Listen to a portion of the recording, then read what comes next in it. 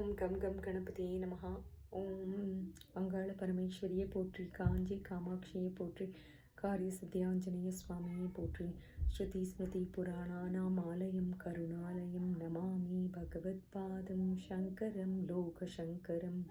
அபார Karuna சிந்தம் ஞானதம் சாந்தரூபிணம் Sri Chandrasekhar குரும் பிரணமாமி முதான்வகம்.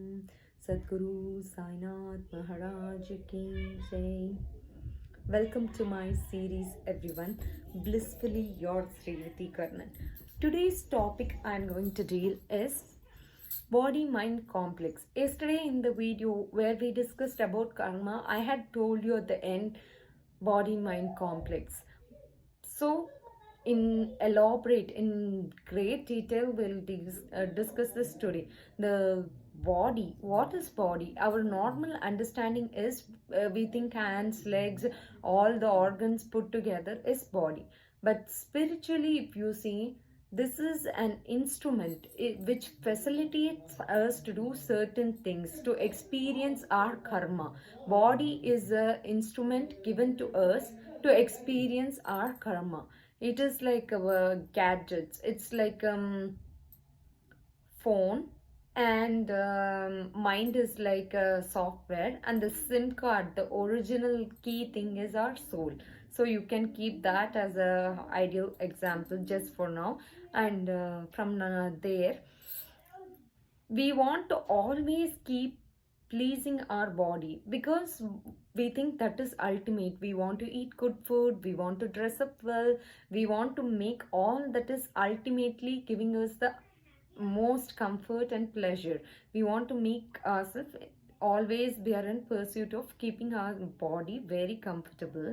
So as with mind, we want it to be entertained, we want mind to be always at its best, like we want movie, we want to talk to a friend, or we want to listen to music. Whatever we are doing is either in pursuit of keeping our mind or body at its best.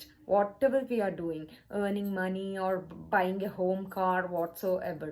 But somewhere down the line we realize we are not satisfied with whatever our attainments are. Now I may have a BMW, still I may have I may be missing out something. I still have that lag feeling. I feel like if I buy the Lamborghini, I will be happy.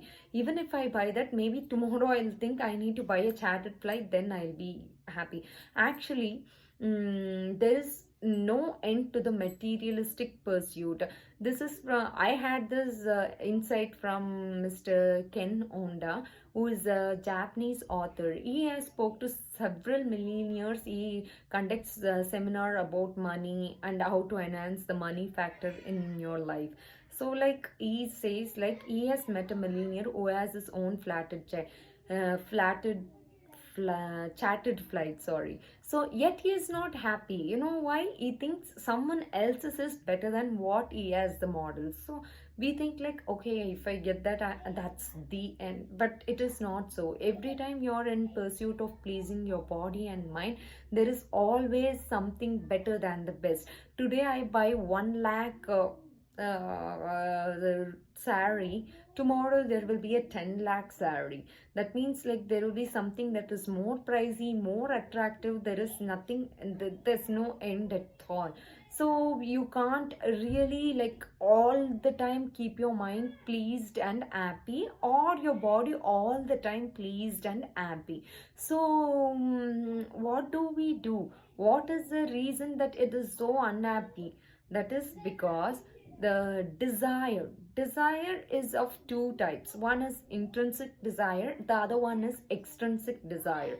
Intrinsic desire is like it depends on me alone. Like I wanted to do yoga this morning, I did it, it is fulfilled, I am so glad and happy. But eccentric desire is like where I am dependent on situation around me. I am expecting something from others. For example, I want my laundry to be done today, and I want my kids to be done with their homework. This is like, it's not my effort, it doesn't demand my effort. I am reliable on other people's. I want my daughter to sit with me, I wanted to write it correctly, and multiple steps are involved. So I extrinsic factor is desire.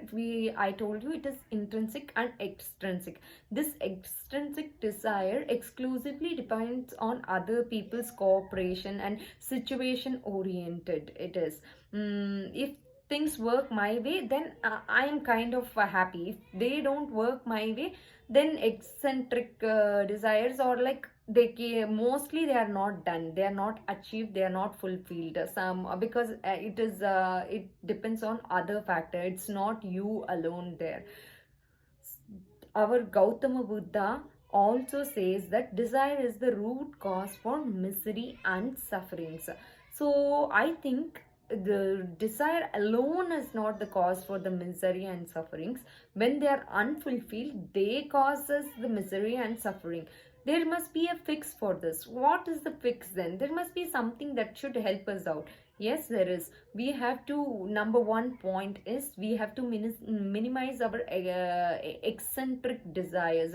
As in, we should stop depending on those desires to keep us happy, because they are full not met, or like it is like it goes unfulfilled.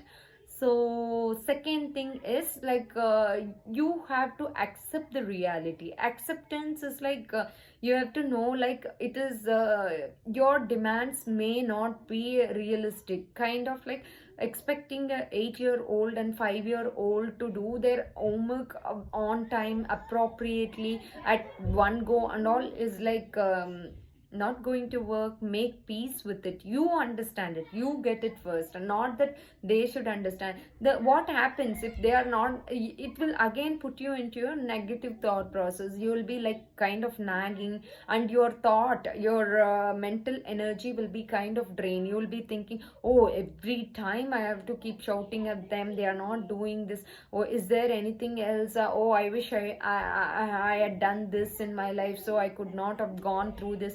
All this thought starts. This is what like we don't want for ourselves. That's what, like when we get caught up like this in our thought process, we look around for diversion. We are trying to escape nothing but our own thought process. That is the thing. I told you, we are trying to please our body, we are in pursuit of pleasing our mind, and now we are trying to find some solution. First thing is, I told you, reducing and minimizing the eccentric desires, and second one I told you was accepting the reality, and the third one is realizing your ultimate purpose. Ultimate purpose as in the reality, the knowledge of self. You have to understand that first. We are trying to escape our own thought process. That's what we are doing 99.9% of the time. We want to be entertained. Entertainment is again a escapism. We want to read, we want to talk, we want to watch a movie, everything. Why are we doing so? Our thought process is so much killing us that we want a ready-made thought process. We are trying to substitute these thoughts that are like annoying us, that are brooding us over and over.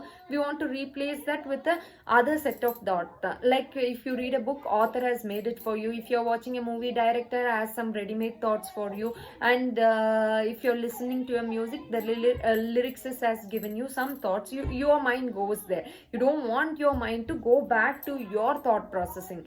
That is what we are trying to do. But this is just a temporary fix. This entertainment is not going to help us, or it is not going to fix our problem. We will be back to square one where we were after a short while. Then what is the permanent fix? Permanent fix as in, I told you, the knowledge of self.